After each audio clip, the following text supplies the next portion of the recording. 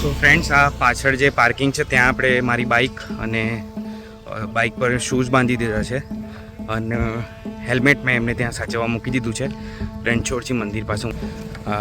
રણછોડજી મંદિર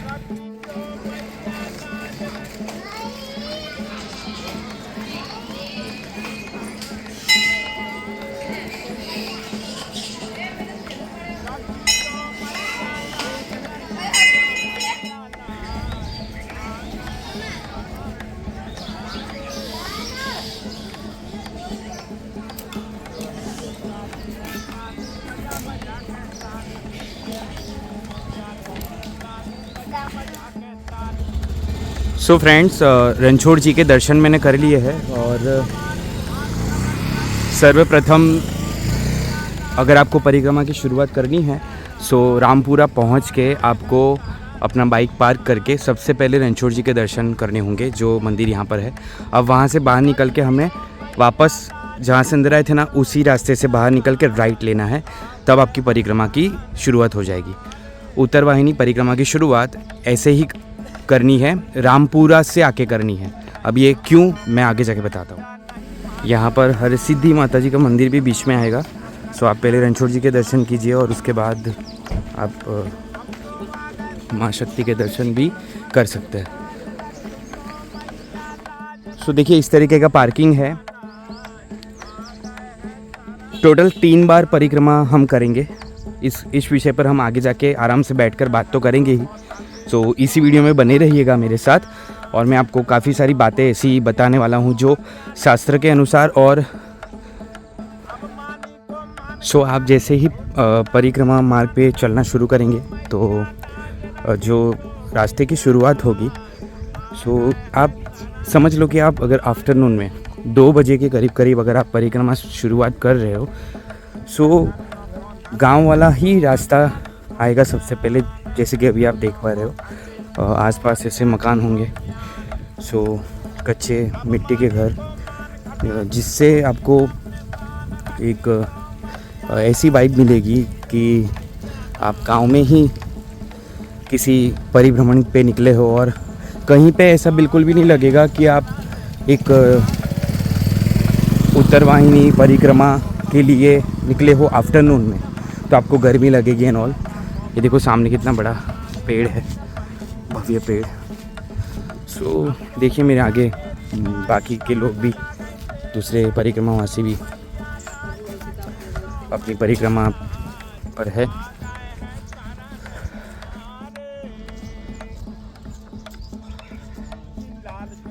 नर्मदे हर.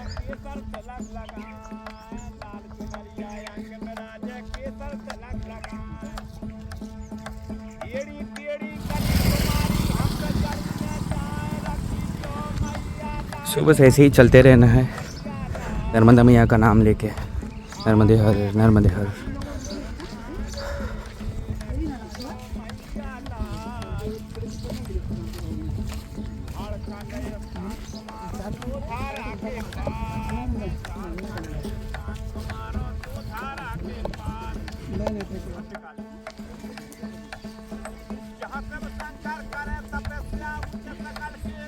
सो जैसे कि आपने देखा कि पानी से भरी हुई एक खुली परब थी और ये बरगद का बड़ा सा पेड़, देखिए कितना ही खूबसूरत लग रहा है ये. और ऐसे रास्ते पर ऐसे नज़ारों के साथ साथ और ऐसे दूर दिखने वाले मंदिरों के दर्शन करते करते आप अपनी परिक्रमा की शुरुआत भी कर सकते हो और पूरी परिक्रमा पूरी भी हो जाएगी. बस कुछ चीज़ों का ध्यान रखना है कि आप हो सके तो सदा व्रत रखकर, उपवास रखकर अपनी परिक्रमा करें. फ्रेंड्स, उत्तरवाहिनी नर्मदा परिक्रमा 2025 अभी फ़िलहाल मैं पहली बार आया हूँ. टोटल 3 बार करेंगे, शास्त्र के अनुसार कहा गया है वैसे. और तीनों के तीनों बार हम सदा व्रत रखेंगे और मतलब फास्ट रखेंगे। सदा व्रत का मतलब तो कुछ और ही होता है कि खुद ही पका के खाना होता है, लेकिन हम उपवास रखेंगे। और नर्मदे हर। और सबसे मेन चीज़ की ये देखो, मेरे पीछे जितने भी आप लोग चलते हुए देख रहे हो ना, वो ज़्यादा से ज़्यादातर मराठी लैंग्वेज बोल रहे हैं। जैसे कि पुणे की साइड से ज़्यादातर लोग आते हैं। अब ये कहाँ से वो तो मुझे नहीं पता, लेकिन वो मराठी लैंग्वेज में बात कर रहे हैं। सो जैसे देखा जाता है वैसे ही मराठी लोग और पुणे की साइड के लोग परिक्रमा में ज़्यादातर आपको मिलेंगे। चलिए अब बात करते हैं परिक्रमा की। तो 3 बार हम परिक्रमा करेंगे। आज मैं ये परिक्रमा की शुरुआत, ये देखिए एक बार फिर से बहुत बड़ा बरगद का पेड़ है और देखिए उसकी लंबी लंबी जटाएं, डाल तो मैं नहीं बोलूँगा, जटा जैसा ही दिख रहा है तो मैं वही बोलूँगा। सो बहुत ही खूबसूरत है। ऐसे आप रास्तों से चलते हुए आओगे तो आपको ऐसे बरगद के पेड़ बहुत देखने को मिलेंगे। ऐसी छोटी छोटी शॉप्स मिलेगी, फिर ऐसी सेवाएं भी मिलेगी आपको, अगर आप के ऊपर है कि आप सेवा का लाभ लेना चाहते हो कि नहीं। चलिए चलते। सो फ्रेंड्स, मैंने भी ये बांध ही लिया गमछा, क्योंकि धूप तो है ही है।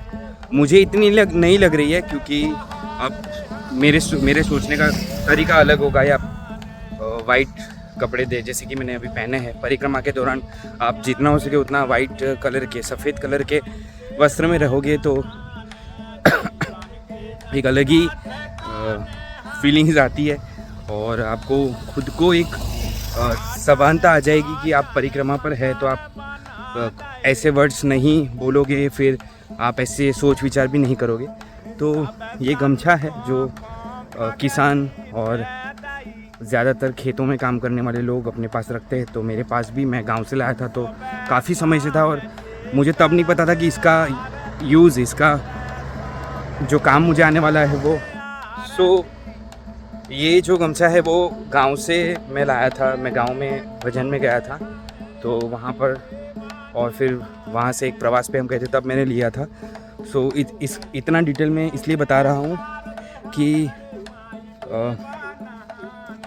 हर एक चीज़ का महत्व होता है। जैसे कि ये जो गमछा है वो अभी मुझे धूप से बचा तो रहा ही है, लेकिन हाँ मुझे जो गर्मी लग रही है वो सीधा ही मेरे इस वाले हिस्से में ना लगे, जिससे मुझे पसीना भी कम होगा और थोड़ा सा इसका सपोर्ट रहेगा। और सबसे इम्पोर्टेंट कि ये जो गमछा है वो बहुत ही अच्छे मटेरियल से बना हुआ होता है, तो आपको ये मुंह पोंछने में भी काम आता है। नर्मदे हर। पता नहीं कैसे कैसे लोगों को मैं नर्मदे हर बोल के निकल रहा हूँ, अब वो क्या काम करके आए होंगे। छोड़ो नेगेटिविटी। सो देखिए अभी मैं रामपुरा से जस्ट अभी निकला हूँ और अभी बजे है 1:40 हुई है। और अभी मैं जहाँ पर फ्रेश हो रहा था, जहाँ पर मैंने फेस वॉश किया, तो वो भैया मुझे ऐसा बोल रहे थे कि आप 3-4 बजे आराम से निकलते हैं। लेकिन फिर मैंने उनको बोला कि नहीं, मुझे अभी ही निकलना है, क्योंकि मैं अच्छे से जाना चाहता हूँ, शांति से आगे जाके आराम करूँगा। फिर उन्होंने बोला कि हाँ आराम तो आप कर लोगे, लेकिन इसका एक फ़ायदा होगा जल्दी निकलने का। जल्दी मतलब कि दोपहर में चलने का। वैसे तो हम 6 बजे सुबह ही आ सकते हैं, लेकिन अभी जल्दी निकलने का फ़ायदा है कि जब आप परिक्रमा पूरी करोगे और आपको जब नदी माता को क्रॉस करना होगा, मैया को, तब आपको जो नाव पकड़ने में जो आपको भीड़ मिलती है ना बहुत सारी, वो आपको नहीं मिलेगी।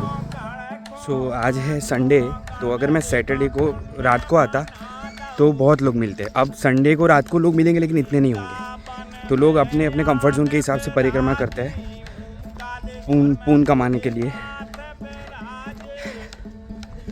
कोई नहीं, चलो हंसी आती है मेरे को, तो आगे जाके तर्क वितर्क करते हैं। अभी फ़िलहाल आप देखते हो, अभी फ़िलहाल आप देख रहे हो कि भैया रास्ता साफ़ कर रहे हैं और जितना हो सके उतना रास्ते को साफ़ रख रहे हैं। और ऐसी छोटी छोटी सेवाएं। और ये मेरे अजनबी परिक्रमावासी दोस्त जो अब आखिर तक मेरे साथ रहेंगे।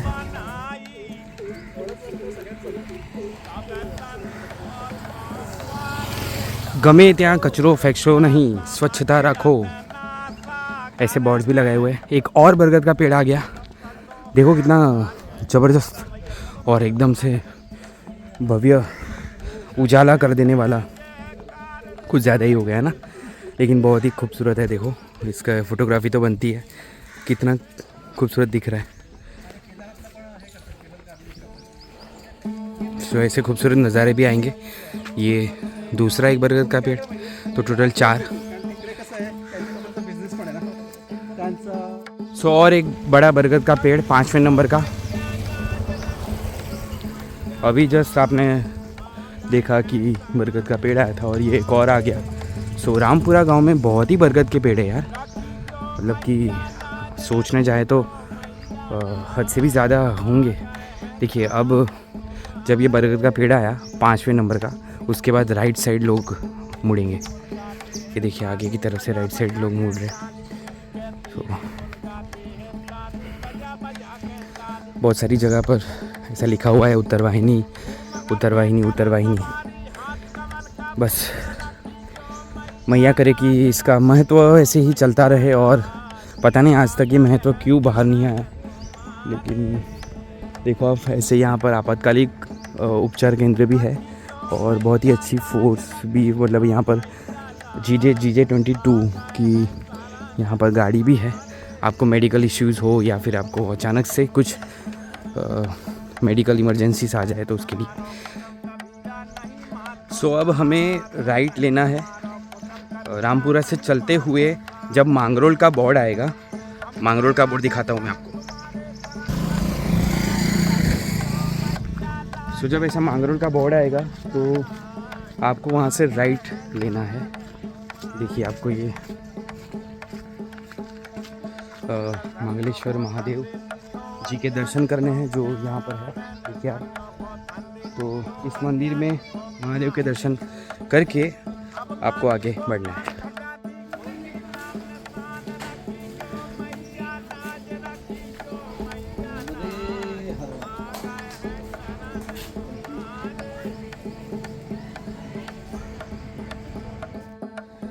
नर्मदे हर मंगलेश्वर महादेव जी के दर्शन कर लेते हैं अंदर जाकर। चलिए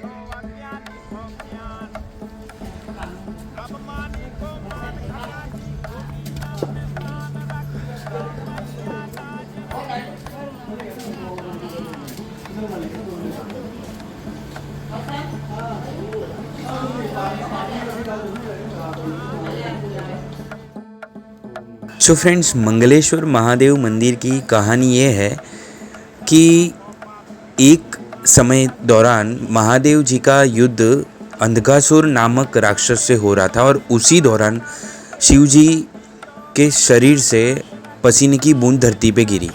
अब शिव जी के पसीने की बूंद में शक्ति तो होगी ही, तो उससे धरती फटी और उससे मंगल ग्रह की उत्पत्ति हुई।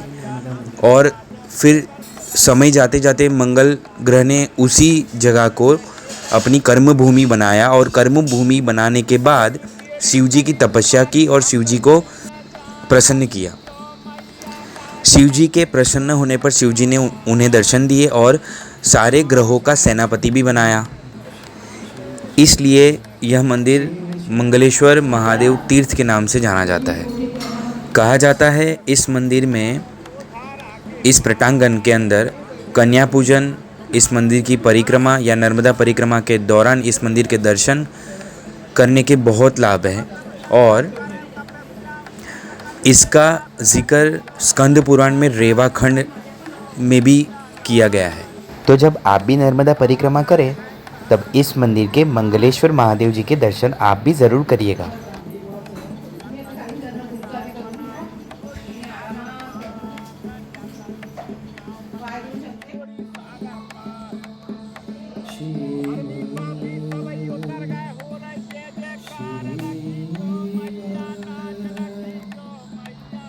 शिव